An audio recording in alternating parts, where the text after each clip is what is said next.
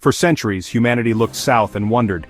Ancient Greek philosophers, like Aristotle, reasoned that the world must be balanced. They believed a great southern landmass, Linea Terra Australis Incognita, the unknown southern land, had to exist. It was thought to be a vast, temperate continent, perhaps teeming with life and riches, a mirror to the known lands of the northern hemisphere.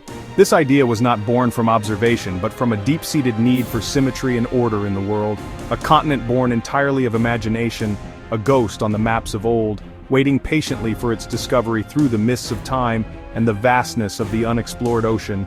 This powerful idea of a southern paradise fueled the dreams of mapmakers and mariners for over 2 millennia. The first potential glimpse, though heavily disputed, might have come as early as 1599. The Dutch sailor Dirk Gerrit's Pomp, blown far off course by a storm in the Drake Passage, reported seeing high mountainous land covered in snow. Was this the first ever sighting of Antarctica? We may never know for certain, but it was a tantalizing hint of what lay beyond the known world. The true unraveling of the myth began with the legendary Captain James Cook. Between 1772 and 1775, he became the first to circumnavigate the globe at such a high southern latitude and the first to cross the Antarctic Circle. He never set foot on the continent itself. Cook concluded that if a southern continent did exist, it was a frozen, desolate wasteland. He had shattered the dream of a lush paradise. The unknown southern land was unknown no more. It was real, and it was a continent of ice. The confirmation of a new continent ignited a new era of discovery. The 19th and early 20th centuries became what we now call the heroic age of Antarctic exploration.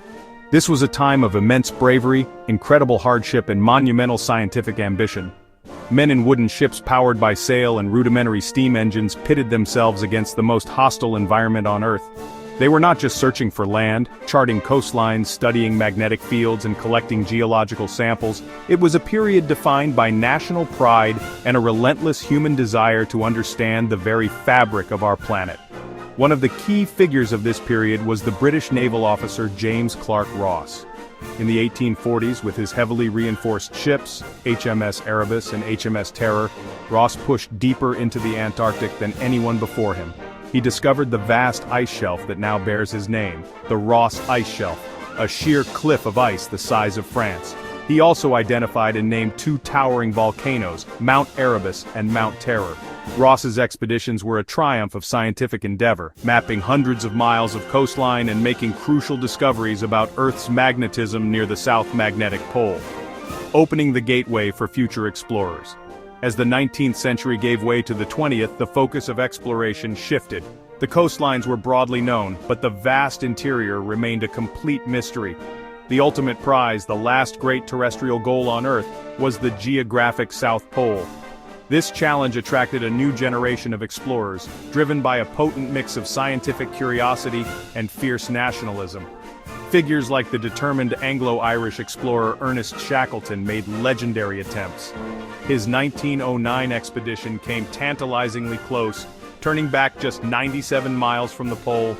It was a heartbreaking but life-saving decision that demonstrated his remarkable leadership.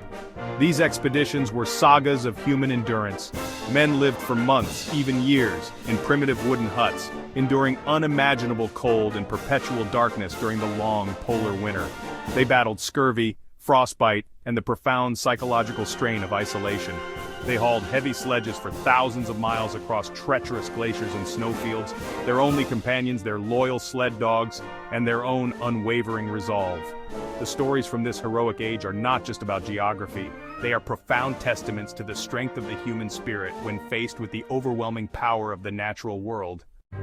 The quest for the South Pole culminated in one of the most famous and dramatic races in the history of exploration.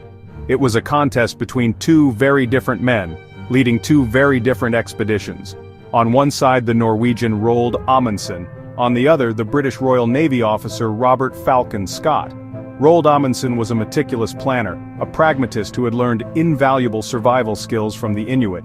He approached the pole as a logistical challenge to be solved with ruthless efficiency. His strategy was based on mastery of ski-joring and the use of sled dogs. They moved quickly, setting up a precise chain of supply depots along their route. Scott's expedition was larger and had broader scientific aims, but it was burdened by a different philosophy. He placed his faith in motorized sledges, which quickly failed in the extreme cold. He relied on Siberian ponies, which were ill-suited to the conditions and had to be shot. Ultimately, his team was forced to rely on brutal man-hauling. Amundsen's team set off on a direct and brilliantly executed dash for the pole. Using skis and teams of swift-running dogs, they moved quickly. On the 14th of December 1911, Roald Amundsen and his 4 companions stood at the bottom of the world, planting the Norwegian flag at the South Pole. They achieved their goal with remarkable speed and returned to base camp safely, having completed their mission with the precision of a military operation. Their victory was a triumph of preparation and respect for the polar environment. Scott's journey, however, became a tragedy. Arriving at the pole on the 17th of January 1912, he and his 4 companions were crushed to find Amundsen's tent and flag already there. The discovery broke their spirits. Their return journey became a desperate fight for survival against starvation, frostbite, and unusually severe weather. One by one, the men perished. Scott himself was the last to die, found in his tent just 11 miles from a life-saving supply depot. His final diary entries are a moving account of courage in the face of certain death. Their story became a powerful, albeit tragic, legend of heroism. The heroic age left a legacy of scientific data, maps, and stories of leadership under unimaginable pressure. It shaped how the world thought about polar exploration for decades to come.